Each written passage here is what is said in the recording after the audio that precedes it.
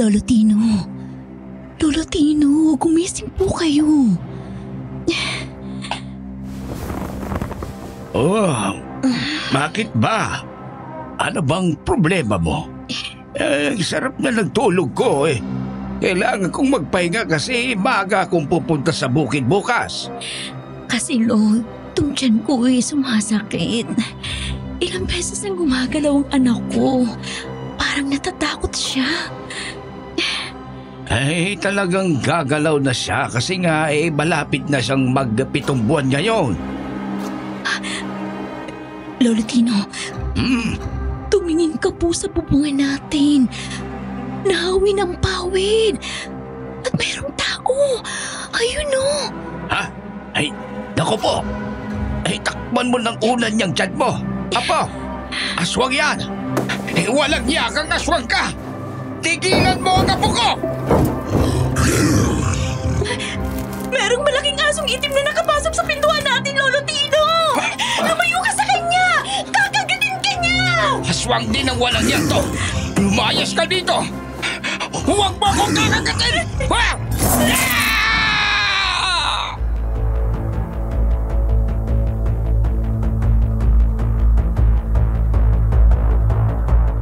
Magandang araw, Sir Jupiter, at sa lahat ng mga listeners ng channel na ito. Tawagin niyo na lang po ako sa pangalang Elsie.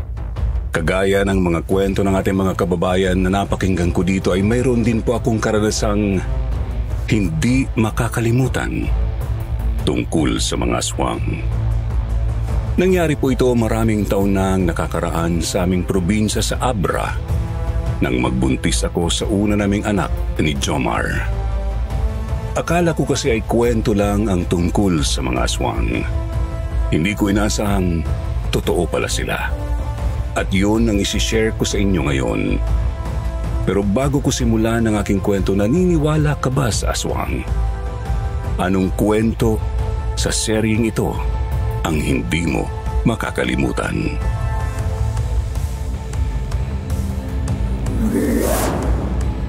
Mga kapitbahay! Tulungan niyo kami! Nilalapa ng aswang ang lolo ko! Saklala!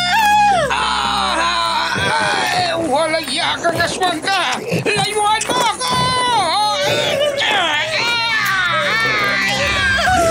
Tulungan niyo kami! Takot na takot ako ng mga oras na yun. Patuloy ang aking pagsigaw. Nagsumiksik ako sa sulok ng aming bahay. Takot na takot ako habang yakap ang unan. Di nagtagal ay nakarinig ako ng mga boses na papalapit sa aming bahay. Alam ko na dumarating na ang aking mga kapitbahay kaya naman patuloy akong sumigaw para maalerto sila. Dahil doon ay napilitang tumakas ang 2 aswang. Sa pintuang nasa likuran ng bahay sila dumaan. Anong nangyari dito, Elsie? Meron pong mga aswang na nakapasok dito sa bahay namin at sinalakay ang Lolo Tino ko. Kapitan Larry, buhay pa kaya ang Lolo Tino ko? Mang Tino? Narinig niyo ba ako, Mang Tino? Ay, patay na ang lolo mo, Elsie. Ang malalim na kagat sa kanyang leeg ang ikinamatay niya. Diyos ko naman. Bakit naman po nangyari sa amin ang bagay na to? Nasaan bang asawa mong si Jomar? Nasa Danglas po. Sinundo niyang Lola Celia ko at ang kapatid kong si Aldo kasi hindi pa nila alam dito. Pauwi na po sila dito bukas. Tapos ito na ang kanilang aabutan. Pambihira naman. Kung kailan naman wala kang kasamang lalaki dito, tsaka ka pa natiyempuhan ng aswang na yon.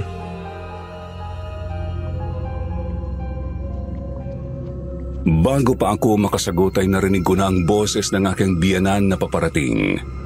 Kaagad siyang pumasok sa loob ng aming bahay. Napaiyak siya nang makita ang bangkay ni Lolo Tino. Matapos ay nilapitan ako. Niyakap ako ng mahigpit ni Nanay Violi.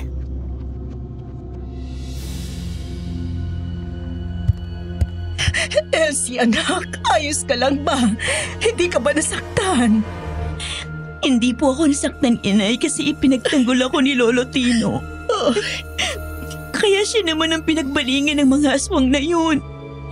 Buti na nga lang at dumating si na Kapitan Larry, dahil kung hindi, baka napatay na din ako ng mga aswang na yun. Maraming salamat, Kapitan Larry, sa maaga niyong pagdating. Utang ko sa inyo ang buhay ng aking manugang at apo. Mabuti nga at papunta pa lamang kami ng mga tanod ko sa outpost. Narinig namin na nagkakalabugan dito. Tapos sumisigaw si Elsie. Yun nga lang, di na namin naabutan ng walang niyang aswang na yon. Dalawa po sila, inay. Nakakatakot sila. Kailan kaya mahuhuli ang mga salot na yan? Noong nakaraan ay mayroon silang buntis na napatay. Kinain nila ang kawawang sanggol sa tiyan. Hindi ba lang nila binigyan ng pagkakataong maisilang at mabuhay sa mundo? Namatay din yung babae. Tapos ngayon ay ang manugang ko naman ang gusto nilang patayin. Natatakot na ako, inay. Ngayong nasimulan na nila akong puntahan dito, baka hindi na sila tumigil. Huwag kang mag-alala, Elsie. Pagdating nila Jomar, magkakaroon ka na palagi ng kasama dito.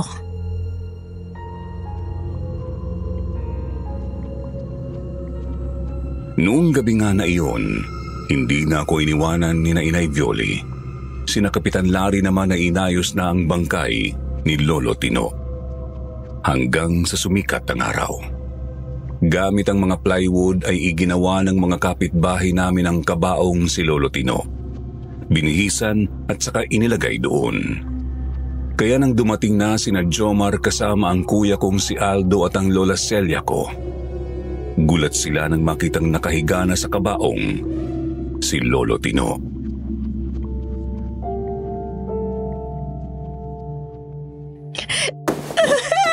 Tino, ano ka ba naman tao ka? Kung isa lang itong biro, pwede bang tigilan mo na ito? Bumagong ka na dyan! Nandito na yung pasalubong ko, Tino!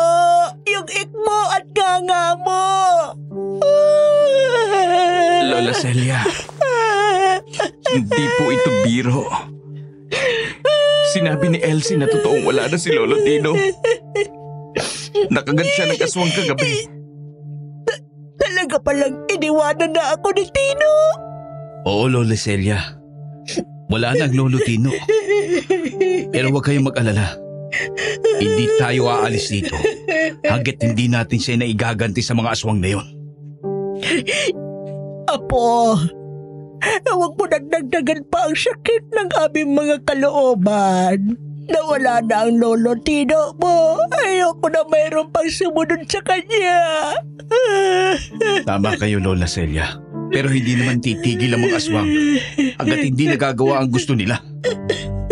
Ang batang nasa tiyan ni Elsie ang dahilan. Kaya nila napatay si Lolo Tino. Kaya hindi ako papayag na pati ang kapatid ko ay sasaktan nila. Tama si Bayaw, Lola Celia. Ipagtatanggol ko rin ang aking asawa at anak.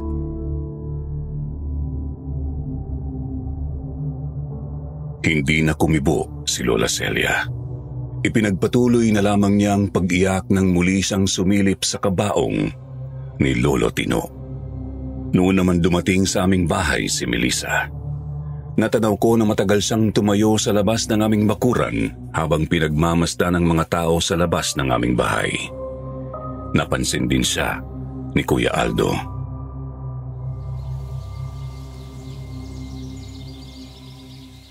Elsie! May bisita ka oh. Ayun oh. Oo, kuya. Nakita ko nga. Si Melissa yan. Kaibigan ni Jomar. O bakit hindi mo papasukin? Baka nahihiya siyang pumasok. Sige, Kuya Aldo. Ako nang bahala sa kanya. Magandang araw, Elsie. Nabalitaan kong nakakalungkot na nangyari sa Lolo Tino mo kagabi. Nakikiramay ako. Salamat, Melissa. Alika, tumuloy ka. Bakit naman kasi iniwanan ka ni Jomar? Nasaan ba siya kagabi? Sinundo niya kasi ang Lola Celia ko at Kuya Aldo ko kahapon. Kaya ang Lolo Tino lang ang kasama ko. Hi. Ako si Aldo, kapatid ni Elsie. Ako naman si Melissa. Nakakalungkot naman. Dahil sa muli niyong pagkikita, nakahiga na siya dyan. Oo nga eh. Malalim ang naging kamatayan ni Lolo Tino sa kamay ng mga aswang na yon. Mabuti't hindi ka nila nalapa, Elsie. Kung nagkataon, kayo ng Lolo Tino mong paglalamayan. Grabe talagang mga aswang na yon. Wala silang awa. Dapat sa mga yan kapag nahuli, italis sa poste at pakainin ng sangkaterbang bawang ng unti-unting malapnos ang katawan bago mamatay. Tama ka nga, Melissa. Tatandaan kong sinabi mo yan. Kapag nahuli namin ang aswang na yan, yan ang gagawin ko. Nandito ka pala, Melissa? Alam mo, Jomar, kasalanan mo ito eh. Kung hindi mo iniwanan si Elsie kagabi, hindi mangyayari to. Dapat kasi hindi ka na umalis. Kasi kasama naman pala ng Lola Celia niyo si Aldo papunta dito. Kaya nga sinabi ko sa kanya eh. Kaso ipinipilit pa rin niyang gusto niya. Alam mo naman na delikadong panahon ngayon. Dito sa lugar natin, merong mga gumagalang salot. Sana hindi mo pinababayaan ang mag-ina mo nang nag-iisa sa gabi. Wala naman talagang magagawa si Lolo Tino kasi mahina na siya. Hindi naman kasi alam dito ni na Lola Celia at Kuya Aldo. Kaya sinalubong ko na sila sa bayan. Ay akalain ko bang sasamantalahin ang aswang na yun ang pag-alis ko? Ewan ko sa'yo. Minsan kasi sobrang tigas ng ulo mo. Palagi mong ipinipilit ang gusto mo. Tingnan mo yung babaeng yun. Nagpapaliwanag ba ako, tumalikod na. Galit na naman sa akin. Minsan kasi mag-iisip ka rin, Jomar. Hindi pwedeng sugod ka lang ng sugod. Dapat kasi tinitingnan mo din ang sitwasyon. Huwag na kayo magsisiyan. Wala namang may gusto sa mga nangyari. Tama si Bayaw, Melissa. Mahihirapan kami ni Lola Celia kung hindi niya kami sinalubong. Kasi hindi ko alam dito eh. Napakadaling punta ng lugar na ito, Aldo. Mauuna munang baryo namin, tapos ito na. Sa lugar na ito, magkakahilalang lahat. Kaya magtanong-tanong ka lang. Tsak na may magtuturo sa inyo sa bahay ni Jomar. Taga-kabilang baryo ka pala, Melissa. Oo, bakit mo naman naitanong? Baka pwedeng pumasyal naman sa inyo minsan. Oo naman. Isama mo si Jomar para hindi ka na mahirapang makarating sa amin. Alam niyang bahay ko. Sige. Pagkatapos ng libing ni Lolo Tino, papasyal kami sa inyo.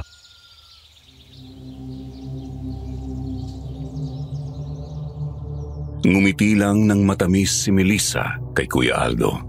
Tapos ay nagpaalam na siya sa akin. Nagbiro pa nga na ingatan ko ang aking tiyan nang mapansin niya na malaki na nga iyon. Talaga daw na mabango na sa pang-amoy ng mga aswang ang batang nasa tiyan ko. Kaya palagi akong mag-iingat. Sinabihan pa nga ako na palagi akong maglalagay ng bawang sa aking bewang dahil pangontra yun sa aswang. Sinunod ko si Melissa. Palagi nga akong may bawang sa aking bewang. Minsan naman ay inilalagay ko sa bulsa. Nang gabing yun, muli akong nakaramdam ng pananakit ng tiyan.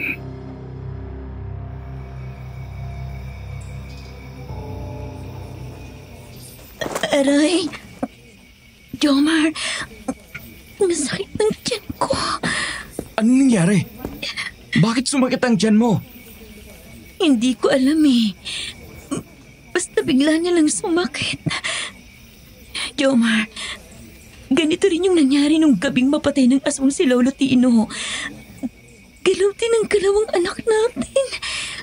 Parang natatakot siya.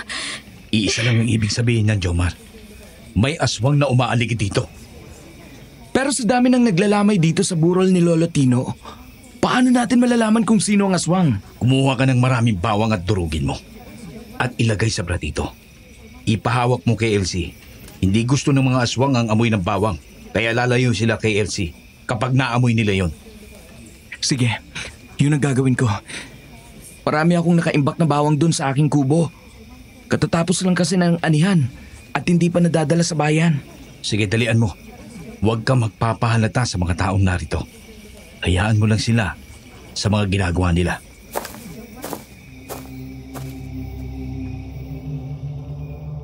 Lumabas nga ng bahay si Jomar at dumaan sa mga taong naroon na nakikipaglamay. Nasa kabilang bahagi ng aming bahay ang kubo na imbakan ng mga bawang. Kumuha si Jomar ng 5 buong piraso ng mga bawang. Dinurog ang mga yon at inilagay sa platito. Nang lumabas siya ng kubo, amoy na amoy ang bawang na dinikdik niya. Napatingin sa kanyang lahat ng mga taong naroon nang maamoy nila ang bawang.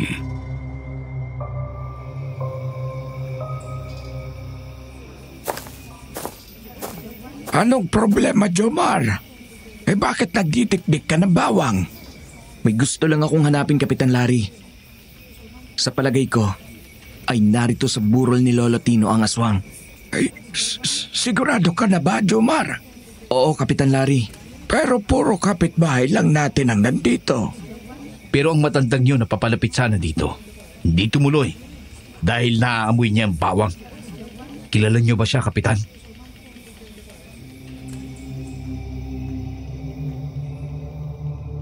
Napatingin ang lahat sa matandang babae na itinuro ni Kuya Aldo.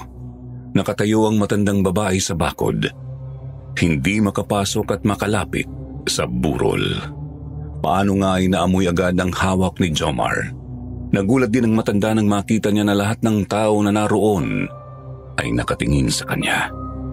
Hindi naman namin masyadong makita ang mukha niya dahil sa bandanang nakalagay sa kanyang mukha.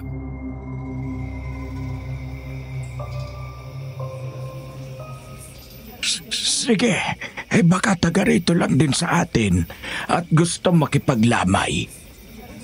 Hindi lang makapasok dahil nakasara ang bakod. Oo nga, Kapitan Larry. Kayo nga po magbukas ng tarangkahan. Manang! Hoy! Manang, huwag kang umalis. Kakausapin lamang kita. Sabi ko na nga ba, Kapitan Aswang ang matandang yan. Mga kasama! Habulin natin! Habulin natin! Sige! Habulin natin! Nay! Hawakan niyo nga itong platito ng bawang. Ay, mag-iingat kayo, Jomar. Hayon siya! Ang bilis na namang tumakbo. Matanda na ba talaga yan? Habulin natin!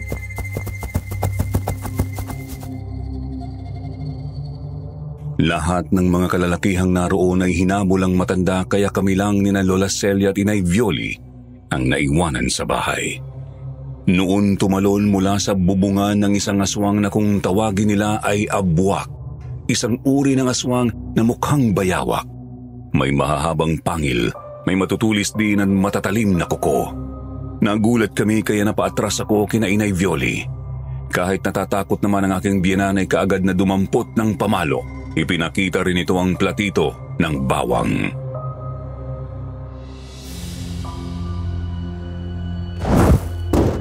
Walang hiya talaga kayo! Ayaw niyong tigilan ng anak ko! Subukan mong lumapit! Ipapalabon ko sa iyong bawang na to nang malapdos siyang uso mo! Tama nga ang hinala ko. Magkasama kayo ng matandang yun. Ang galing ng paraan ninyo, ha? Isa ang magiging pain para magpahabol at ang isa ay maghihintay sa tamang pagkakataon para sa lakayin ng bibiktimahin nila. Buti na lang at hindi ako sumunod sa mga umahabol sa kasama mo. Kuya Aldo, mag-iingat ka. Yan ang pumatay kay Lolo Tino. Kung ganun, ako naman ang papatay sa kanya. Igaganti ko si Lolo Tino. Hindi ako natatakot sa iyong salot ka. Kahit humanda ka sa buntot pagi na ito. Aldo, makamandag ang abwak. Iwasan mong matatalas niyang kuko. Pati ang mahaba niyang buntot na ginagamit din niyang panglaban. Alam ko po yan, Aling Violi. Alam ko kung paano sila haharapin. May mga nakita na akong ganitong halimaw sa bayan namin. Nang sugurin nga si Kuya Aldo ng abwak ay umilag siya kaya sa ibabaw ng lamesa bumagsak ang abwak. Nagkabasagan ng mga baso at tasa ng kape na naroon. Galit na galit yon dahil sa ilang ulit na sinunggaban si Kuya Aldo pero hindi niya nahuli at bawat pag-iwas ni Kuya Aldo ay hinahagupit niya ng hawak na buntot pagi ang abwak. Kaya naman napapaigtad yon sa sakit tuwing tatamaan ng buntot pagi. Susugod pa sana ulit ang abwak nang makitang pabalik na ang mga taong humabol sa kasama niyang aswang. May isa pang aswang dito! Isang abwak! Dali! Paligiran natin siya! Wala ka ng pagkakataon para tumakas kang salot ka! Walang iya ka! Pinatay mo ang lolo Tino namin! Ngayon ay nagbabalik ka para kunin ang anak ko? Hindi ako papayag! Mga kasama! Patayin ang salot!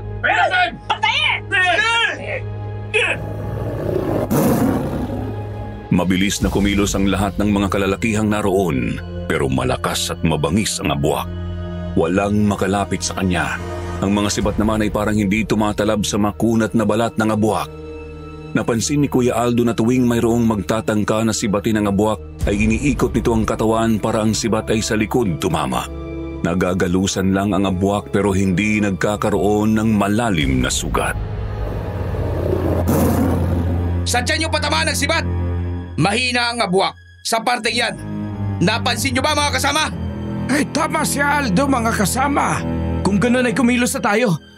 Bago pa makatakas ang walang iyang yan, tingnan ko kung makakaya mo pa ang sakit. Kapag tinamaan ka ng ita ko! Jomar, mag-iingat ka! Sige bayaw, sabay tayong lumusob sa abwak. Tapusin na natin ang salot na yan. Ipagtulungan natin siya. Hindi na dapat yan makawala. Kasi hindi matatahimik ang mga taga rito kapag may gumagalang aswang. Patuloy na nakipaggirian ang abwak sa mga taong naroon hanggang sa malingat ito at nagawa ni Jomar na tagain yun sa tiyan. Totoo nga ang sinabi ni Kuya Aldo dahil nasugatan ng malaki doon ang abwak kaya naman napaatras ito. Sinamantala yun ng mga taong naroon, puro tiyan ng abwak ang pinunteriya nila kaya ilang sibat pa ang bumaon sa tiyan at dibdib nun.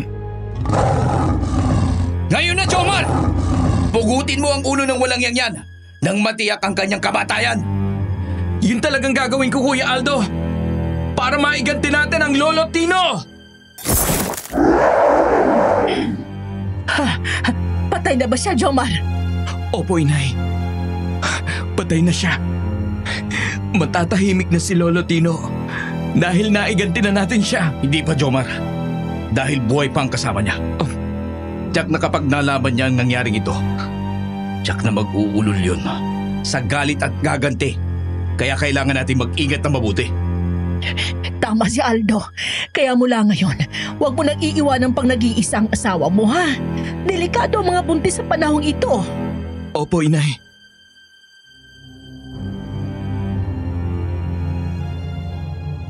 Makalipas lang ang ilang araw ay inihatid na namin sa libingan niya si Lolo Tino. Ilang araw at gabi ang lumipas. Mahigpit ang ginawang pagbabantay sa akin ni Jomar at Kuya Aldo.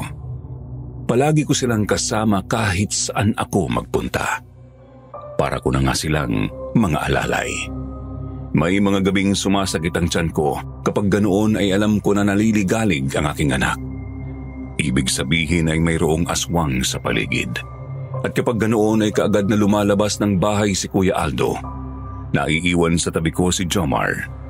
Nakita nga ni Kuya Aldo na may tumakbo sa likuran ng malaking puno ng mangga.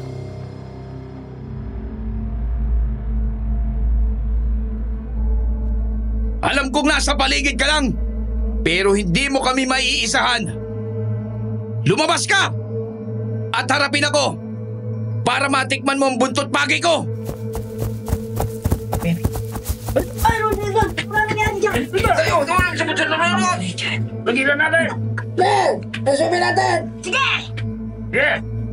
Aldo, bakit ka sumisigaw? Mayroon bang problema? Oo, Kapitan! Nandito ang aswang! Nasa likuran ng mangga na yan! Mga kasama, paligiran natin ang mangga. Sige, paligiran! Doon tayo! Huwag kang magpapalit lang sa taong yan, Kapitan Larry. Siya ang aswang. Gusto na naman yan umalis kayong lahat para magawa niyang gusto niya. Teka. Bakit? Dalawa kayong Aldo. Sino sa inyo ang totoo? O, bihira naman. Nakalimutan ko. Mayroon nga palang mga aswang na kayang gumaya ng anyo ng isang tao. Tama ka! Kaya nga ginaya mo ako, hindi ba? Sabi mo pa kina Kapitan, nasa likuran ng magnang yun ang aswang. Gusto mo silang pumunta ron para mailigaw mo sila. Nagtataka nga ako kung bakit diyan ka galing sa likod bahay namin. Sa gilid ng kubo ng imbaka ng bawang. Kaya nga patunay lang na ako ang totoo at ikaw ang huwad. Kapitan Larry! Patayin niyo na ang salot na yan! Eh kung ganon, ikaw pala ang salot. Lolokohin mo pa kami, ha? Kapitan Larry, huwag kang maging padalos-dalos. Malalaman natin kung sino ang huwad at tunay. Kung hindi ka aswang, makakaya mong maglagay ng bawang na ganito sa iyong katawan. Meron ka ba nito, ha? Bawang? Kasi, Kung hindi mo kaya ang amoy ng bawang, ibig sabihin, isa kang aswang. Sabuyin na lang ng asin para malaman ang tunay na aswang at hindi. Aray! Aray ko! Ang hapte! Walang hiya ka!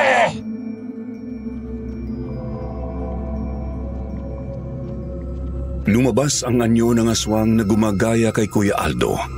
Napaso ito sa mga asin na isinaboy sa kanya ni Jomar. Napilitan itong tumakbo habang sinisibat ng mga taong naroon. Mabilis na nagsuot sa masukal na lugar ng aswang at hindi na nahabol ng mga tao. Pasensya ka na, Aldo. Muntik na kaming magkamali. Ayos lang, Kapitan. Mabuti nga at nakinig ka sa akin. Kung hindi, baka tayo magkakasakitan. At tsak na makakasalisin na naman ang sanot na yun. Kahit ako man ay nalito na rin, Kuya Aldo. Mabuti na lang at may bawang ka palagi sa iyong bulsa. Talagang hindi titigil ang mga aswang na yan. Hanggat hindi nila nagagawa ang gusto nila. Mga tuso ang mga yan. Maraming alam na pandaraya. Kaya sana ay maging matalino din tayo. Tama si Aldo. Lahat tayo ay ugaliin natin na magdala palagi ng bawang sa bulsa. Marami namang bawang dito sa ating lugar. Nakaani na ang karamihan. Yun ang palatandaan na tayong lahat ay normal na tao. Yun nga ang masakit, Kapitan Larry. Napakaraming bawang dito sa atin, pero nagkalat pa rin ang aswang. Takot lang sila sa amoy pero nagagawa pa rin nilang iwasan at makapambiktima.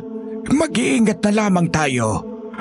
Ang bahay ko nga ay ang daming bawang na nakasabit para di lapitan ng aswang. Ganyan din ang gawin mo, Jomar. Huwag kang manghinayang kung hindi mo maibenta at maging pera ang inani mo. Ang mahalaga ay makaligtas ang anak mo na siya ngayong binabalik-balikan ng mga aswang. Meron ng mga bawang na nakasabit sa paligid ng bahay, Kapitan. Pero palagay ko, Kapitan Larry, hindi pa yun sapat.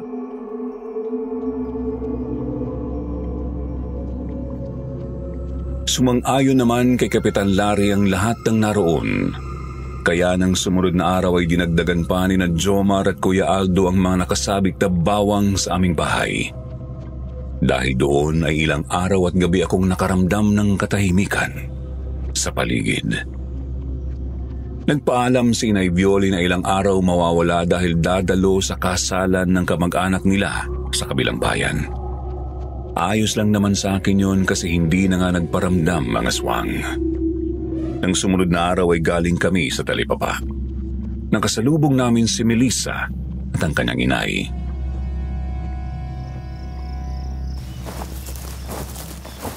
Elsie, mukhang nag-iisa ka. Mamimili ka rin ba? Oo, Melissa. Gusto kasi nila kuya na magluto raw ako ng manok, kaya pumunta kami sa Talipapa. May kasama ka ba? Nasaan? Nandito kami sa likuran mo. Pambihira ka naman, Jomar. Nakakagulat ka. Kanina pa ba kayo dyan? Oo naman. Kasama nga kami ni Elsie, di ba? Nakita nga namin nang lumapit ka sa kanya kasama ang inay mo. Kumusta naman ang buhay may asawa, Jomar? Ayos lang po, Aling Loretta. Masaya naman kami, lalo na nga at malapit na magkaanak si Elsie. Parang ang bilis nga ng panahon na, no? Eh dati-rati palagi ka sa bahay namin. Halos ginagabi ka pa nga minsan. Akala ko nga ay kayo na ni Melissa ang magiging mag-asawa. Abay, napunta ka lang ng danglas eh. May asawa ka na pagbalik mo. Oo nga po, Aling Loretta. Nagkataon na talagang nagkagustuhan kami ni Elsie kaya kahit sa West nagpakasal na kami. Kami naman po ni Melissa ay talagang magkaibigan lang mula noon. Oo nga eh. Kung alam ko lang na hanggang sa pagkakaibigan lang ang turingan nyo, di sana hindi na ako umasang magkakaapo kagad. Ito pa namang si Melissa masyadong pihikan sa mga lalaki. Ay, ano po bang tipong lalaki ni Melissa? Sino ka naman ba? Kuya ko po siya. Pumunta po dito sa amin para sana tumulong sa pagtatanim ng bawang. Kaso lang, nabiktima naman po ng aswang lolo Tino namin. Ganyan talaga minsan ang buhay. Hindi mo inaasahang mangyayari palang ganon. Ay, nakakalungkot. Oo nga po Pero nahuli na rin po at napatay ang aswang na pumatay sa kanya. Pero yung isa nakatakas. Kaya alam namin hindi talaga yun mananahimik.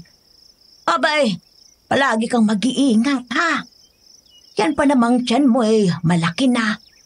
Paborito pa naman ng mga aswang ang mga sanggol na nasa tiyan pa lamang. Salamat po sa pag-aalala. Ay siya nga pala, kapag manganganak ka na, huwag kang mahihiyang lumapit sa akin ha. Alam naman ni Jomar na isa akong hilot.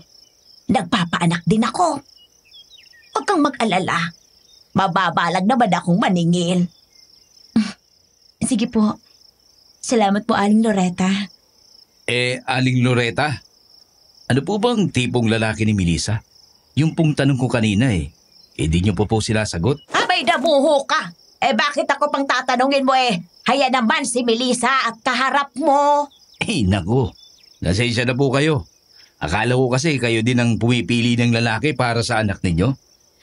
Ay, kung ako lang ang pipili ng lalaki para sa anak ko, gusto ko ay yung hindi kagaya mo. Ha?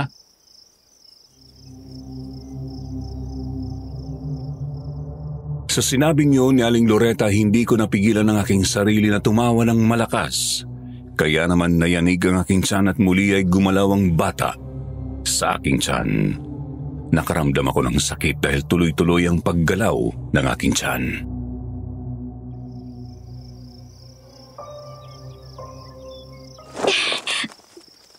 Aray! Ang tiyan ko! Anong nangyari, Elsie? Gumalaw lang po ang bata sa tiyan ko. Minsan malakas ang pagsipa niya kaya nasasaktan ako. Ay, nako. Talaga ba? Malakas na bang gumalaw? Baka naman pwedeng pahawak sa magiging apo ko. Kasi para ko na rin anak si Jomar. Aling Loretta, lawayan niyo din po ha. Binati niyo po kasi. Baka maligalig mamaya pag uwi namin. Nako, ikaw talaga, Jomar. Ang hilig mong magpapaniwala sa mga pamahiin. Ay, pero sige. Lalawayan ko na rin ang tiyan mo, Elsie. Halika. Salamat po. Itong tatandaan mo, Elsie. Kapag papadilim na, mamalagi ka na sa loob ng bahay, ha? Marami pa namang puno sa paligid ng bahay niyo. Ang alam ko, yung ganong malalaking mga puno na yon, doon nakatira ang mga nuno at kapre. Ikaw talaga, Aling Loretta. Sabi mo kanina, wag akong magpapaniwala sa mga pamahiin. Tapos ngayon, ikaw naman ang nagsasabi ng nuno at kapre. Aba, loko-loko ka pala May aswa nga sa panahong ito. Natural, meron ding tsak ng mga yon. Hindi ba, Aldo? Ayusin mong sagot mo kung gusto mong makapanligaw sa anak ko. Oo nga, bayaw. Totoo. Totoo yung sinasabi ni Aling Loretta. Hindi nga imposible na mayroong mga nuno at kapre sa panahong ito. Ayun! Magaling na bata. O siya, sige. Aalis na kami. Aalis na kami, Elsie, Jomar. Aldo, ikaw na sanang bahalang magpasensya sa inay ko, ha? Ganun lang talaga siya. Ayos lang, Melissa. Ganun talaga ang inay. Anong inay? Nanay mo. Inay mo.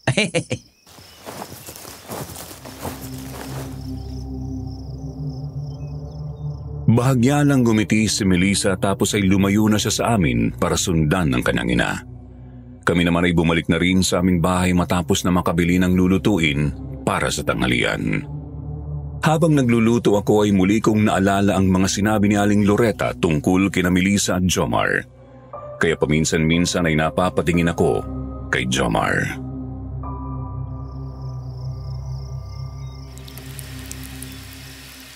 Bakit ganyan ang tingin mo sa akin, mahal ko? Talaga bang naging magkaibigan lang kayo ni Melissa? Oo naman. Yun ang narinig mo, di ba? Gusto ka pala ni Aling Loretta para sa kanyang anak. Umasa siya na magiging asawa ka ng anak niya. Kasi sobrang pagiging malapit niyo ni Melissa. Naging malapit nga kaming magkaibigan pero hanggang doon na lang yun. Ikaw ang mahal ko. Ikaw ang pinakasalan ko. Kaya wala kang dapat na ipag-alala. Tama si Bayaw, Elsie. Hindi ka dapat nag-iisip ng kung ano-ano. Wala naman akong iniisip na iba. Nagtataka lang kasi ako. Ang ganda ni Melissa. Pero bakit hindi mo nagustuhan? Sabi na nga hindi eh. Ay nako. Luto na ba yung ulam? Kumain na lang tayo at ako'y nagugutom na. Matapos ko na ngang maluto ang ulam ay inihain ko na sa lamesa. Nalaman ko kay Kuya Aldo na nasa labas ng bahay si Lola Celia. Kaya ako nang tumawag sa kanya. Nakita ko na nasa ilalim siya ng malaking puno ng mangga at nakaupo sa upuang tumba-tumba. Pero bago ako makalapit kay Lola Celia ay napatingin ako sa isa pang malaking puno ng akasya kung saan mayroon akong nakita na ibong itim. Inisip ko na baka aswang na naman yun kaya dumampot ako ng bato at binato ko yun. Nasapul ko yun pero hindi napuruhan.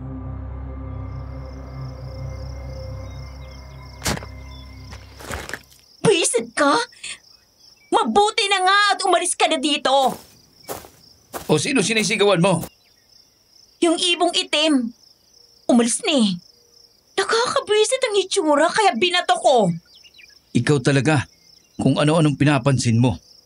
Tayo na nga dun sa loob at kumain na muna tayo.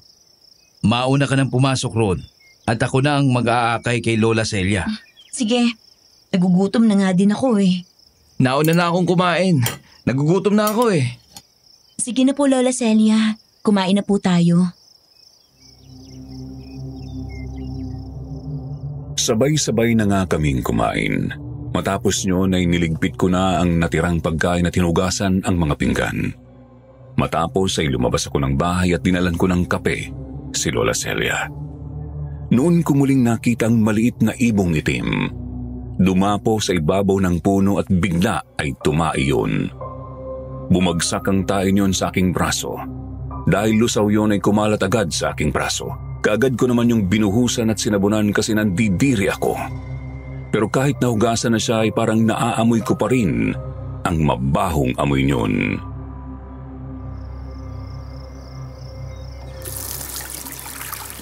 Walang hiya talagang ibon na yun. Sino na naman ang kaaway mo? Yung ibong itim na sinasabi ko sa'yo kanina. Tinaiyan ako sa braso. Ayan o. Ang baho-baho. Kahit nagsabon na ako, nandito pa rin ang amoy. Ikaw naman kasi pati ibong maliit pinapatulan mo. Nagagalit ka. Hindi ka naman inaano. Kaya yan ang ginawa niya sa'yo. Iniisip ko kasi baka alaga na naman yun ng aswang. Kaya ganun. Tapos ang kati-kati sa balat ng tain niya. Gasa mo lang ng mabuti. Ano ba itsura ng ibon? Maitim na maliit daw Kuya Aldo. Binato niya kanina. Ayan ang nangyari. Tinaihan naman siya. Baka akala ng ibon ay arinola ka. Kaya tinaihan ka. Natawa na rin ako sa mga sinabi ni Kuya Aldo. Napatawa na rin si Jomar. Pero buong maghapon nakamot ako ng kamot sa aking braso hanggang sa kumalat na ang kate sa aking balikat at likod. Pati ang aking tiyan ay nagpuro pantal na hanggang sa nagkaroon na rin ako ng pantal sa mukha. Sabi ni Inay Violi ay pahiran ko ng suka para maalis ang kate. Ginawa ko naman pero hindi pa rin naalis ang mga pantal sa buo kong katawan. Kahit alkohol ay hindi tumalab.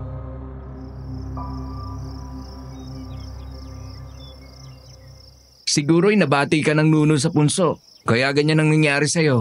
Ano bang nuno sa punsong pinagsasasabi mo? Nagsimula lang naman to nang taihan ako ng ibong pangit na yun. Nangati ang braso ko. At ngayon buong katawan ko nang makati. Parang iba na nga yan, Elsie ah. Kahit anong ipahid mo ay hindi na tumatalab. Lalo lang dumarami yung pantal mo. Ano kaya kung magpatawas ka na sa albularyo? Jomar, may kilala ka bang albularyo dito? Aray ko naman, bakit ang kati-kati ng buong katawan? Wala akong kilalang albularyo dito eh. Baka si Aling Loretta may kakilala, bayaw. Oo nga. Magtanong tayo sa kanya. Hindi ko na talaga matiis ang kati. Tayo na. Sige, halika na. Aalalayan na kita. Naku, grabe na palang mga pantal mo sa katawan. Nagsusugat ng iba oh. Nagpunta nga kami sa baryo ni na Melissa. Itinuro sa amin ni Aling Loretta ang kakilala nilang albularyo na si Mang Noel. Kaagad naman niya kaming inasikaso. Kumuha ng tubig at inilagay sa maliit na planggana. Hinagisan niya ng 7 butil ng palay ang tubig. Kumuha din siya ng kandilang itim. Sinindihan yon at saka ipinatak sa tubig habang may salita na binubulong. Nakikita namin na unti-unting nagkakaroon ng hugis ang natulaw na kandilang pinapatak sa tubig. Matapos ang orasyon, kinuha yun ni Mang Noel.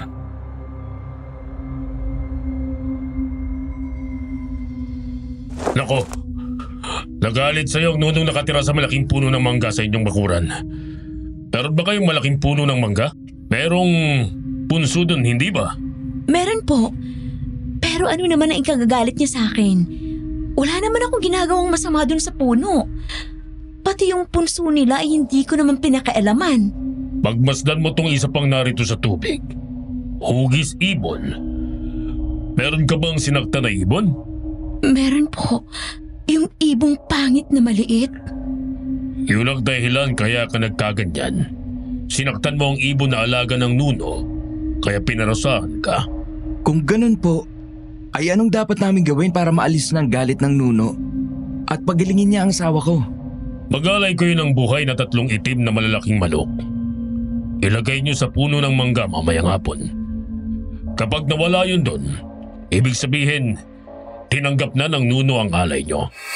Aray, bigla na naman sumakit ang tiyan ko. Matindi ang galit sa iyo ng nuno. Kailangan mo ring uminom ng damong serpentina para mapangalagaan niyang sanggol sa tiyan mo. Ano pong klase yung damo na yun? Meron akong ganyan na tanim dito. Bibigyan kita, Elsie. Ilalagay mo lang ang daon na yon sa mainit na tubig. Tapos iinumin mo. Mapait lang yon pero maganda yon sa mga nagbubuntis. Sige po, bigyan niyo po ako noon. 5 dahon ng serpentina sa isang tasang mainit na tubig ang gagawin mo, Elsie. Mabisa yan panglaban sa nuno. Sasakit at hihilab pa yan sa susunod. Pero ituloy mo lang ang pag-inom niyan hanggang sa gumaling ka. Tatandaan ko po ang lahat ng sinabi niyo. Salamat po.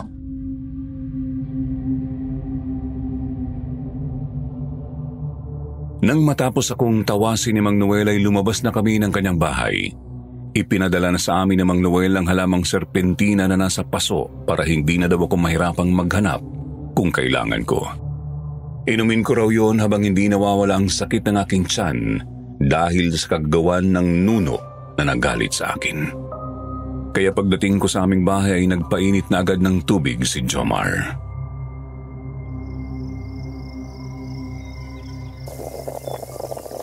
Limang dahon lang daw ng serpentinang ilalagay sa isang tasang mainit na tubig.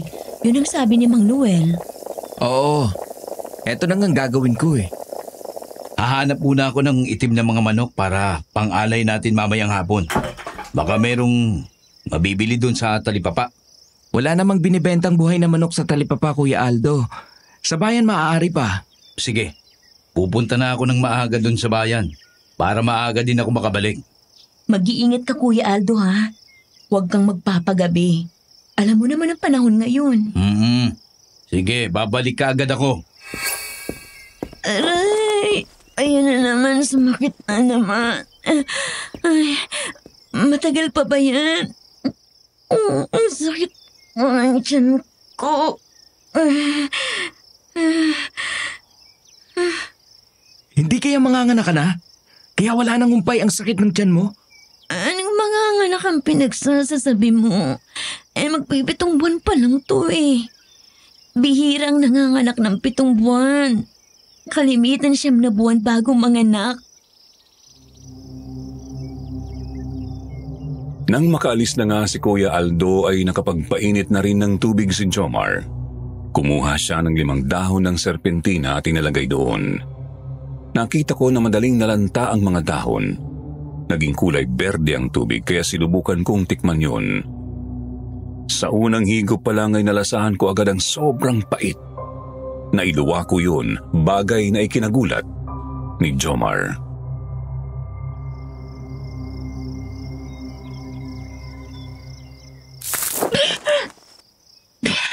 Bakit mo iniluwa? Ano bang lasa? Sobrang pait pala nito eh. Konti pa nga lang nahigop ko, mapait na. Hindi ba yun naman ang sinabi sa'yo ni Mang Noel? Talagang mapait nga yan. Kasi gamot nga, di ba? Tiisin mo na lang kung gusto mong gumaling. Sige na, inumin mo na. Ubusin mo yung 1 tasa para maalis na yung pangangati mo sa katawan at yung sakit ng tiyan mo. Sige na nga. Titiisin ko na lang ang pait.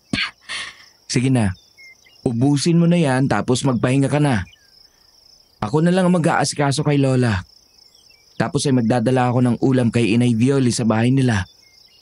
Pero babalik ka kaagad ha. Alam mo naman na wala akong kasama dito. Oo naman, babalik naman ako agad.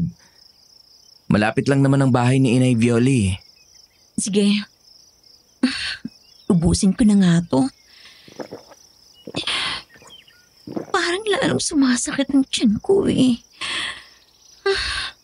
Grabe naman palang magalit ng nuno na yun. Sana makakuha ng itim na manok si Kuya Aldo. Kahit mainit pa ang serpentina na nasa tasa ay pilit ko yung inubos kahit mapait. Nainitan man ang aking sikmura at pinagpawisan ako. Kahit paano ay nabawasan ang kaunti ang pananakit ng aking tiyan. Kaya nagpunta na ako sa aming kwarto at nahiga. Di nagtagal, nakatulog ako. Lumipas ang mahabang oras ay napabalikwas ako nang makarinig ako ng kaluskos sa labas ng aming bahay. Kaya marahan akong sumilip. Nakita ko na nakabalik na pala, Kuya Aldo.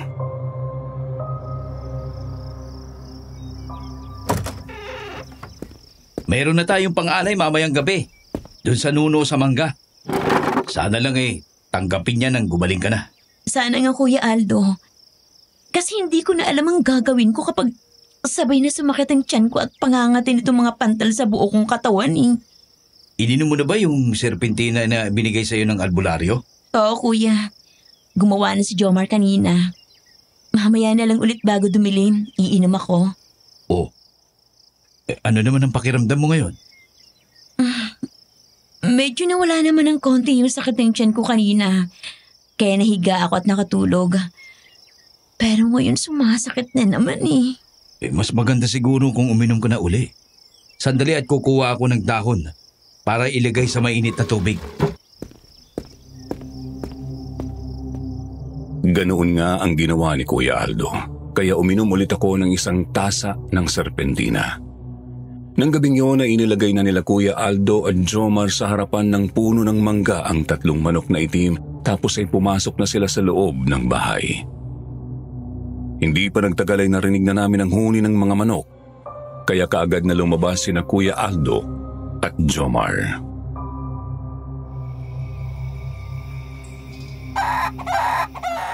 Kinuha na ng nuno ang ating alay sa kanya. Tiyak na bukas lang. Ay magaling na si Elsie. Mabuti naman kung ganun. Sana nga mawala ng mga pantal sa buo kong katawan. Pati pananakit ng tiyan ko sana mawala na din. Huwag ka mag-alala. Bukas lang ay tsak na maayos ka na. Kaya inumin mo lang ang katas ng serpentina para gumaling ka na.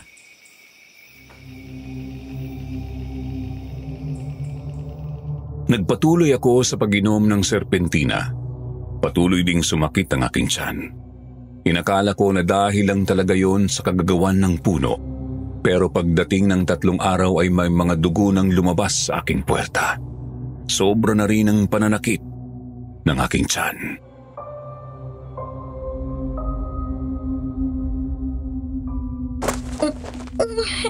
Jomar, nanganganak na yata ako. Sunduin mo na si Aling Loretta para paalikin ako. Hindi ba sabi mo wala pang 7 buwan ang tiyan mo? O baka nagkamali ka lang ng bilang ng buwan? Mamaya ka na makipagkwentuhan ng buwan. Sobrang sakit na ng tiyan ko. Baka manganganak na ako. Kung gusto mo, daling ka na lang namin sa ospital doon sa bayan, Elsie. Para matignan ka ng mabuti ng mga doktor. Napakalayo ng bayan, Kuya Aldo. Pakiramdam ko, hindi na ako aabot doon. Talagang sakit na ng tiyan ko. Nanganganak na yata ako. Dalian mo na, Jomar. Kumilos ka na.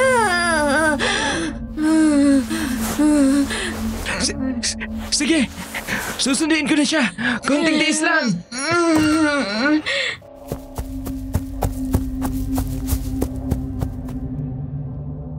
Nagmadali nga si Jomar na umalis. Umarkila na siya ng tricycle at makalipas lang ang mahigpit na 1 oras ay nagbalik na siya kasama na si Aling Loretta. Kaagad na pumasok sa loob ng aming bahay si Aling Loretta at inutusan si Kuya Aldo na magpainit ng tubig at ilagay sa isang planggana.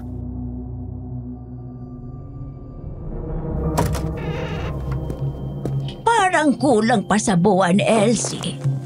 Ay bakit tinugo ka na ngayon?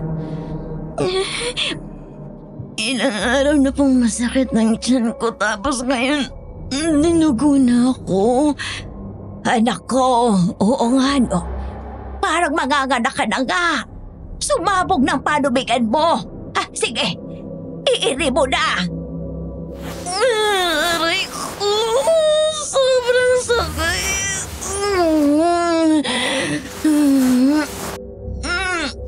Tiisin mo lang, Elsie. Nandito lang ako. Hindi kita iiwanan.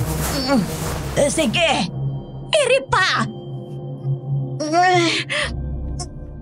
Opo, eto na. Ang sakit. Anak ko, lumabas ka na. Huwag mo na ako pahirapan. Sige, iri pa. Nakalabas na ang ulo ng bata.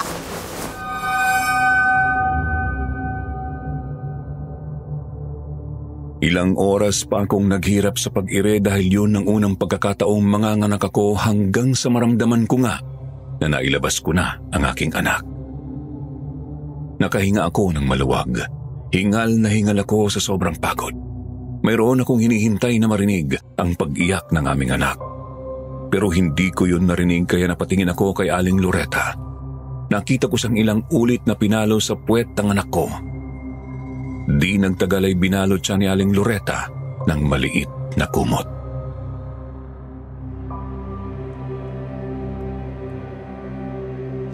Bakit hindi siya umiiyak, Aling Loretta? Patay na ang anak mo, Elsie. Ikinalulungkot ko. Patay na po ang anak ko? Oo, maitim na siya. Sa tingin ko ay ilang araw na siyang patay sa loob ng tiyan mo. Mabuti nga't nailabas mo pa siya dahil kung hindi, baka nalason ang katawan mo. At kung magkaganoon, mamatay ka rin. Jomar, ang anak natin, patay na siya. Kaya pala ilang araw ko na rin nararamdaman na hindi na siya gumagalaw. Puro na lang sakit ng tiyan ang nararamdaman ko. Oo nga, Elsie. Jomar. Lalaki pa naman sana ang ating anak. Matagal akong nanabik na makita siya pero paglabas niya ganito na siya. Kawawa kong anak. Hindi niya man lang nasilayan ang mundo. Buong akala ko'y napatawad na ako ng nuno na yun. Hindi naman pala. Kinuha niya ang alay niyo pero hindi niya naman ako pinagaling. Kinuha pa niya ang buhay ng aking anak. Tumahan ka na, Elsie. Baka kung mapano ka. Anak ko. Wala na tayong magagawa sa nangyaring ito. Lakasan mong loob mo. Nakalabas na rin ang inuna ng bata. Maitim na rin at malapit ng mabulok. Kaya kailangan kumilos ka na, Jomar. Ilibing mo na ang anak mo.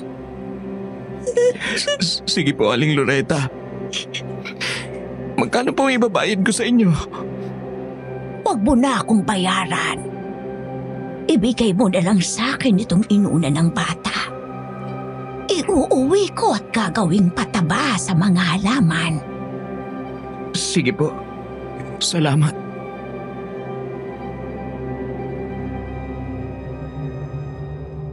Kumuha ng plastic si Jomar at doon inilagay ang inunan ng aking anak.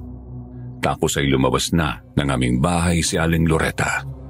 Hindi na siya inihatid ni Jomar dahil hindi niya ako maiwan. Si Kuya Aldo na lang ang naghatid kay Aling Loretta hanggang sa makalabas sa aming bakuran. Nang pumasok sa loob ng bahay namin si Kuya Aldo,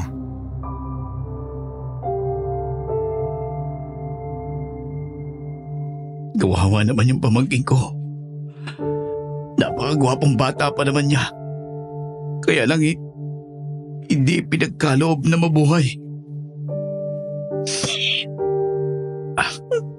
Hindi pala aswang ang kukuha sa buhay ng anak ko. Kung hindi ang nuno sa puno ng mangga. Sa maliit kong pagkakamali, napakalaki ng kinuha niyang kapalit. Napakasama niya. Wala siyang puso. Huwag ka na magsalita ng masama laban sa kanya. Baka kung ano pang gawin niya sa'yo. Ayusin na natin ang bangkay ng anak niyo. At dali na natin sa sementeryo para mailibing. Baka pwede na wag na lang natin siyang ilibing sa sementeryo. Dito na lang sa bakura natin. Parang hindi ko kayang mapahiwalay sa anak ko. Malaki naman ang lugar na to. Sige, kung yun ang gusto mo, doon na lang natin siya ilibing sa dulo ng bakuran natin para kahit anong oras mo siya gustong makita, ay madali mong mapupuntahan.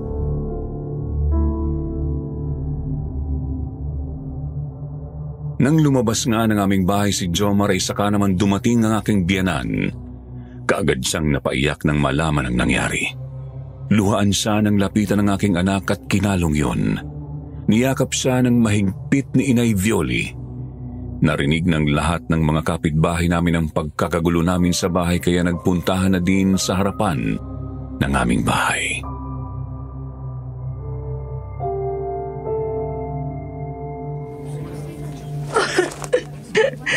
Ilang araw lang akong nawala. Pagbalik ko'y ganito nang aabutan ko. Patay na pala ang aking apo palabas.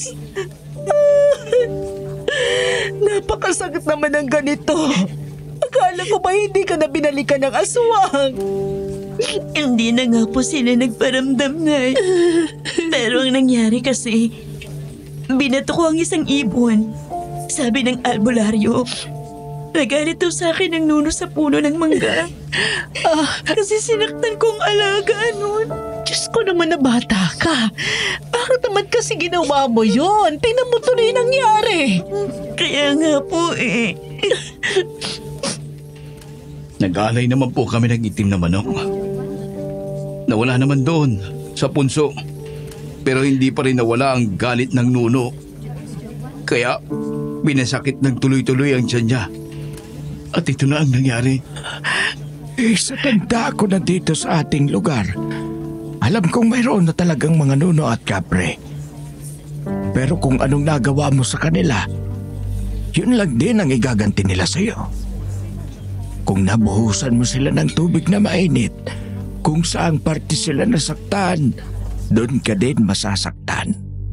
Yun nga din ang pagkakaalam ko sa ganyan, Kapitan.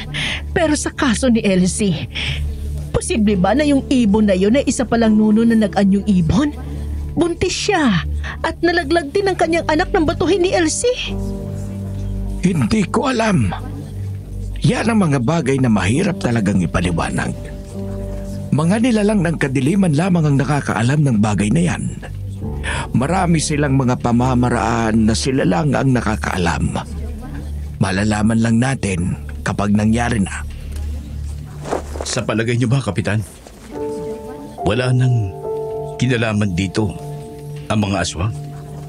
Kasi dati, kapag sumasakit ang tiyan ni Elsie, mayroong aswang sa paligid. Kagaya ng sinabi ko, maraming lihim na pamamaraan ng mga kampo ng kadiliman para magawa nila ang gusto nila.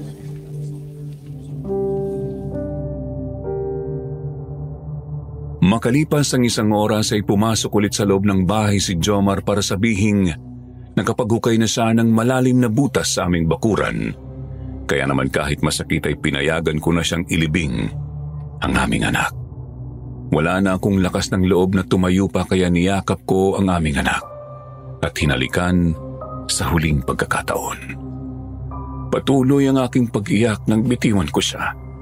Tinanaw ko na lang si Jomar habang palabas na dala ang bangkay ng aming anak.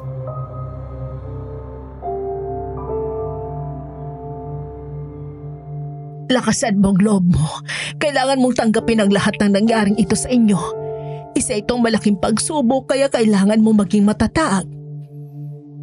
Elsie, Aling Violi, susundan ko lang po sina Bayaw sa labas, ha? Ay, sige na, Aldo. Ako nang bahala kay Elsie. Sundan mo na sila para makita mo pa ang iyong pamangkin sa uling pagkakataon. Malapit nang dumilim kaya ilibing yun ang apo ko. Sige po.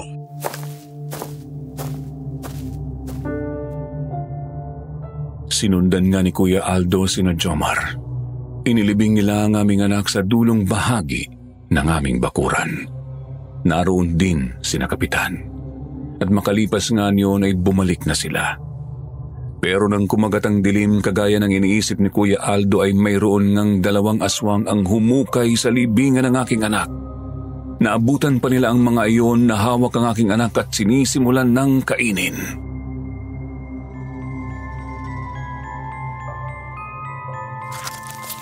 Sabi ko na nga ba babalikan nyo at huhukayin sa gabi ang aking pamangkin. Mga salot talaga kayo! Wala talaga kayong mga konsensya! Mga halimaw kayo! Dapat kayong mamatay! Humanda kayo ngayon! Kayo dapat na mamatay! Tama nga si Aldo! Tiyak na babalikan ng walang hiyang mga aswang ang sanggol. Paligiran ninyo sila! Paligiran natin! Mabuti na lang at naniwala ako kay Bayaw. Nang sumugod ang mga tao ay sabay ding sumugod ang mga aswang. Mababangis ang mga ito at determinado ring makatakas. Dinamba nito si Jomar at nagpambuno sila. Nabitiwan ni Jomar ang itak kaya hindi niya nagawang tagain ang aswang. Nakatakbo yun palayo. Kasunod yun nakatakas ang isa pa kaya naman hinabol sila ni Kapitan Larry. Bayaw! Ayos ka lang ba? Oo, Bayaw. Mabuti na lang. At hindi ako nakagat ng aswang. Nabitiwan ko pa naman ang itak. Napakasama nila. Natangay nila ang aking anak. Hinahabol na sila ni Kapitan Larry. Huwag ka mag-alala.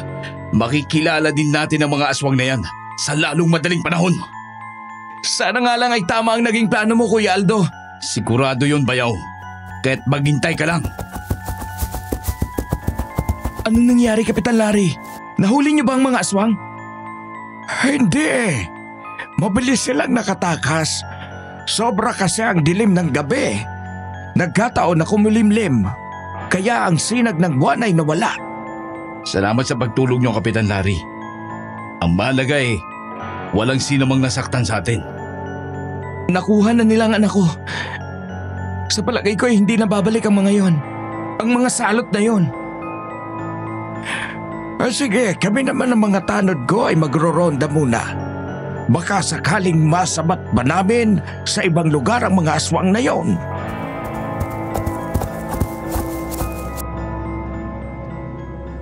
Nang makaalis na sina Kapitan Larry ay nagbalik na sa loob ng bahay sina Kuya Aldo at Jomar. Muli akong napaiyak sa awa sa aking anak nang malaman ko na hinukay pala ng mga aswang at kinuha.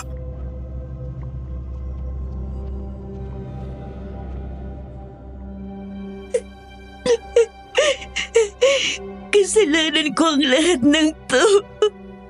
Dahil hindi ako naging maingat. Huwag mo nang sisihin ang sarili mo. Walang may kagustuhan sa nangyari. Kailangan mo magpalakas.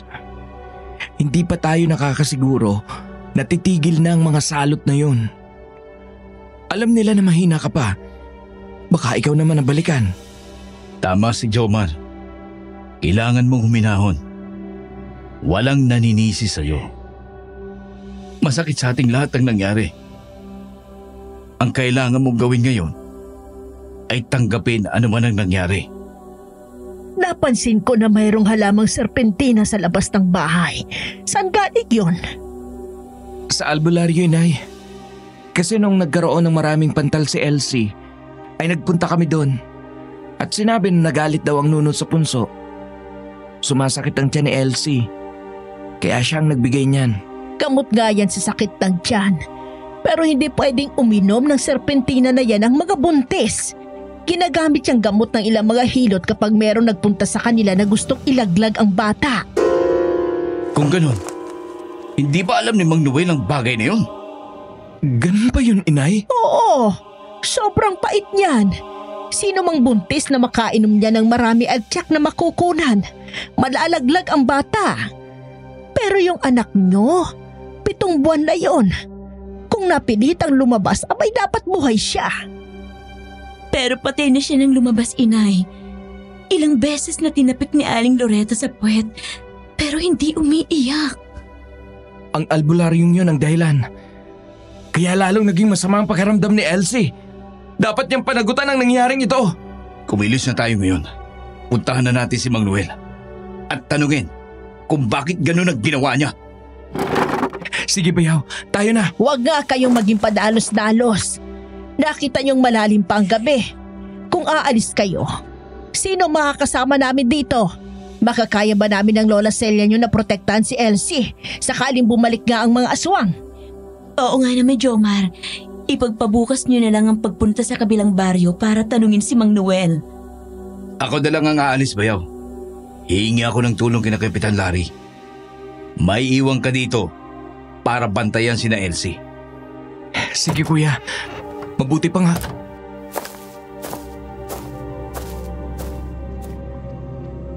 Muling kinuha ni Kuya Aldo ang buntot pagi at mga itak. Lumabas siya ng bahay. Gusto niyang samantalahin ang dilim ng gabi. Mag-uumaga na nang bumalik sila Kuya Aldo kasama sina Kapitan Larry.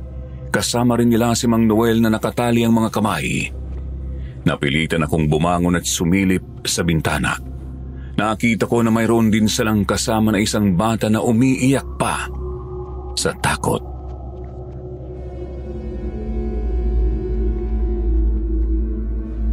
Maawa ka naman sa akin, Kapitan Larry. Pakawalan niyo na ako. Wala naman akong hangad kung hindi ang makatulong lamang kay Elsie. Tsaka hindi totoong sinasabi ng batang yan. Sinungaling yan. Ikaw ang sinungaling, Mang Noel! Kitang-kita ko na kumakain ka ng sariwang karne! Nang makita mo ako, ay bigla kang nagalit at tinabol ako. May pangil ka pa nga eh! Anong pangil ang sinasabi mo, Totoy? Gumagawa ka talaga ng kwento. Hindi maganda yan. Napapahamak ang ibang tao dahil sa maling kwento. Kung ganun, bakit ka tumakbo nang makita kami? Alam kong takot ka Kasi alam mo ang kasalanan ginawa mo. Eh, saka may mga nakita kaming sariwang karne sa kaldero mo. Tama ang sinasabi ni Totoy. Alam ko karne ng tao yon, di ba? Isa kaya ang aswang eh. Naku naman, Kapitan Larry. Grabe ng pambibintang nyo ah. Hindi ako ganoon. Bakit naniniwala kayo kay Totoy? Ang mga karne na yon ay lulutuin ko pa lang. Malalaman natin kung nagsasabi ka nga ng totoo. Mga kasama, itali natin siya sa kubong iba ka ng mga bawang. Malalaman natin kung nagsasabi nga ito ng totoo. Iba ka ng mga bawang? Naku po, Kapitan Larry. Aldo, huwag niyo naman akong dalhin doon. Humanda ka na ngayon. Masusunog ka sa bawang. Nye, nye, nye, nye, nye. Buti nga siyo.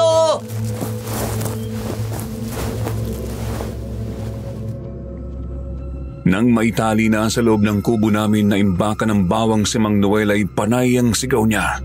Hindi kasi niya matiis ang amoy ng bawang. Napapaso rin siya sa mga yon, kaya lalo pang naghinala si Kuya Aldo.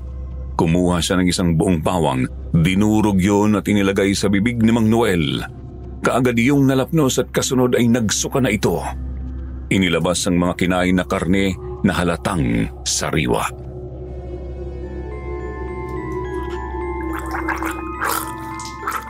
Tama po ako, di ba, Kapitan Larry? Ayun ang mga kinain niya, oh. Sariwa pang mga karne na yan. Kaya galit na galit siya sa akin nang makita ko siya. Ayaw niya kasi na maikwento ko sa iba ang lihim niya, kaya gusto niya akong kainin. Sige! Panalo na kayo!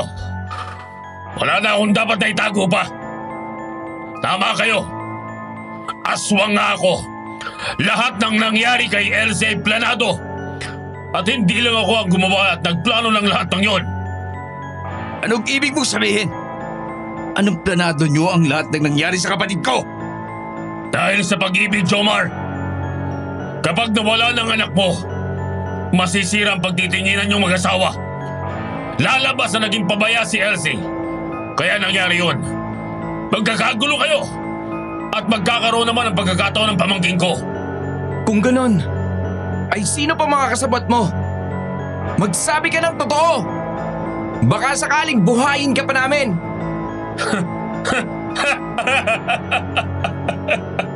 Huwag mo kong ululiin, Jomar. Bubuhayin niyo pa ba ako? Ngayong alam niyo na isa rin pala akong aswang. Alam ko naman na papatayin niyo rin ako. Kaya dadalhin ko na sa libingan ko ang sekretong yon. Napakasama mo! Gawa-gawa mo lang pala yun! Kung ganun, hindi pala totoo na nagalit sa akin ang nuno sa punso? Talagang ang anak ko lang ang gusto niyang mawala. Wala kayong konsensya! Tama ka! Alaga ko ang ibong yon. Makati talaga ang tae niya. Inutusan ko siyang iputan ka para malinlang ka namin. Para maibigay ko sa iyo ang serpentina at mainom mo. Para mawala na ang bata na matagal nang gustong kainin ng ate ko. Sinong ate mo? Sinong pamangkin mo? Si Aling Loretta ba? Tama ba ako? Siya ang nagpakilala sa amin sa iyo, di ba? Ibig sabihin, siya ang kasabot mo. Alam mo naman pala eh. Bakit nagtatanong ka ba? Kung ganon, ay hindi ka na namin kailangan pa. Kaya dapat ka nang mamatay para matahimik na ang lugar na ito. Pagbayaran mo ang lahat ng nagawa mong kasalanan. Heto pa ang maraming bawang at asin. Kainin mong lahat yan! Magsisisihan mo ang lahat ng ito. Igaganti ako ng ate Loretta ko at si Melissa. Humanda kayo sa kanila! Huwag ka nang umasa pa! Dahil isusunod namin sila sa'yo! Ilang saglit pa ay binawian na ng buhay si Mang Noel. Patuloy naman akong umiyak. Nang lumapit sa akin si Jomar ay niyakap ako ng mahigpit. Binulungan niya ako, nalakasan ko ang loob ko kahit nawala ang aming anak ay hindi pa rin magbabago ang kanyang pagmamahal sa akin.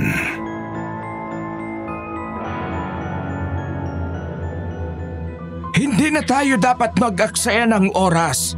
Kailangan ay putahan na natin ang maginang aswang bago pa sila makatakas. Sa palagay ko'y maaabutan natin sila sa kanilang bahay mismo. Kapitan Larry, dahil sa pagkakataong ito, alam ko na mahina na sila. Tama si Bayaw. Pero kailangan din nating makasiguro.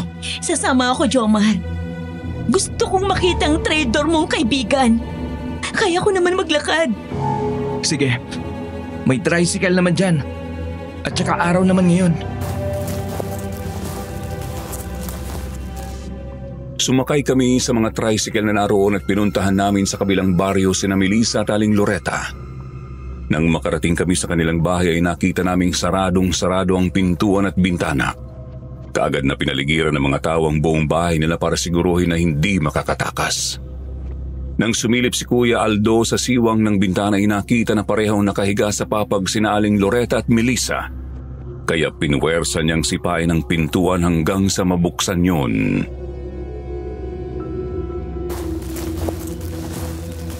Jomar? Aldo? Bakit nandito kayo? Anong kailangan nyo? Bakit kayo pumasok dito nang walang permiso? Hindi nyo ba alam na nagpapahinga kami kasi pareho kaming may sakit? Ang tagal nating naging magkaibigan. Hindi ko alam ang lihim ng iyong pagkatao. Ang tagal kong naniwala na kapamilya ang turing ninyo sa akin. Mga salot pala kayo! Pati ang anak ko na walang muwang, pinatay ninyo! Anong pinagsasasabi mo, Jomar? Huwag na kayo magsisinungaling, Aling Loretta. Bago pa mamatay si Mang Noel, ay umamin na siya na kayo ang magkakasabwat. Mga aswang kayo! Sige! Tama kayo! Aswang nga kami. Wala na rin naman kaming lakas para lumaban at tumakas dahil pareho na kaming may sakit. Ano pa ba ang gusto ninyong malaman? Bakit, Melissa? Bakit ang anak ko pa? Kasi mahal kita. Matagal akong umasa na magiging tayo. Matagal ko na rin plano na sabihin sa iyong lihim na pagkatao ko para kung magkatuluyan tayo. Gusto kong maging katulad din kita. Pero umalis ka at nagpunta ng Danglas. Ilang buwan kang nawala. At pagbalik mo, may kasama ng ibang babae.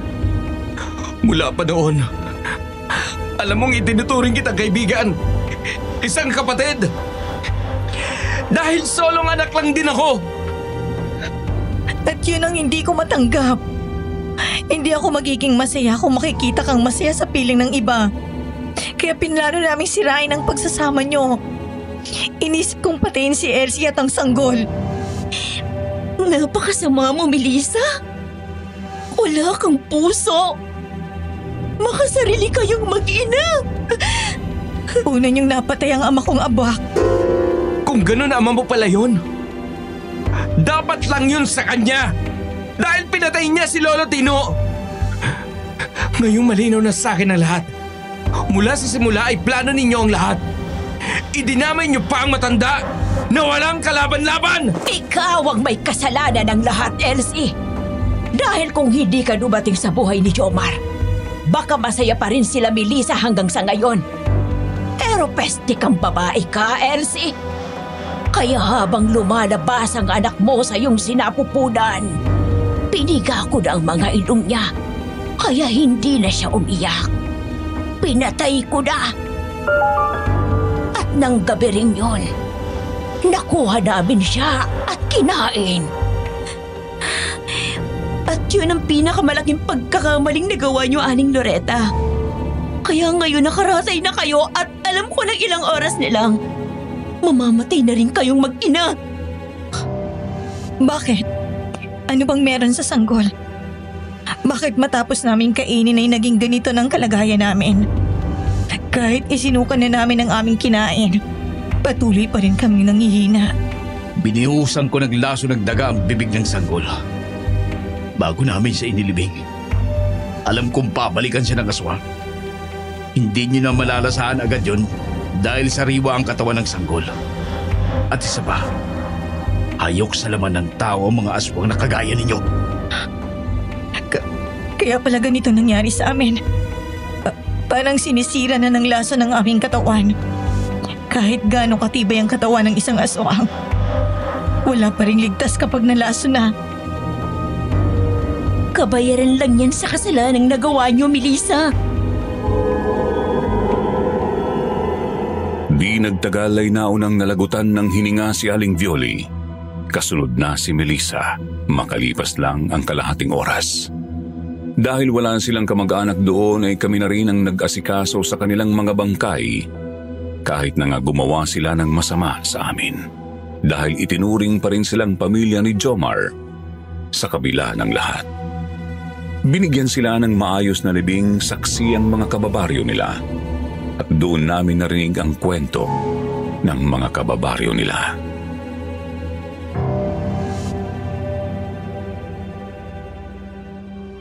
Matagal na pala nilang pinaghihinalaan na aswang sina Melissa. Wala lang daw silang ebidensya na magpapatunay. Oo, yan din ang sabi ng isang lalaking nakausap ko. Hilot na aborsyonista si Aling Loretta. Yung mga babaeng gustong magpalaglag ng anak, sa kanya nagpupunta.